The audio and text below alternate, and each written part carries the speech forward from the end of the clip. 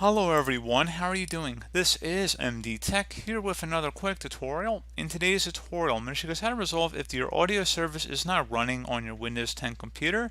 So this should hopefully be a pretty straightforward process here, guys. And without further ado, let's go ahead and jump straight into it. So we're going to start off by opening up the Start menu, type in Device Manager. Best result should come back with Device Manager listed right above Control Panel. So go ahead and left click on that. You want to go down and select underneath Sound, Video, and Game Controllers. You want to go double click on that. And then whatever your audio device is here, go ahead and right click on it. And if it says Enable Device, go ahead and just check mark that.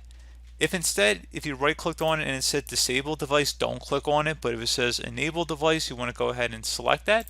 And then once you're done with that, close out of here and then see if that has resolved the problem. If not, something else we can try would be to open up the Start menu and type in Services. Best match should come back with Services. Go ahead and open that up. And you want to scroll down to get to the Windows Audio service and double click on it. You want to set startup type to automatic and then select apply. And if service status is stopped, go ahead and select start. And once that's done, go ahead and select OK. Hopefully at this point it should be working again.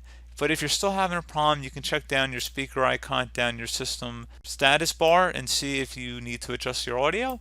And then also make sure your physical speakers are turned on and plugged in properly.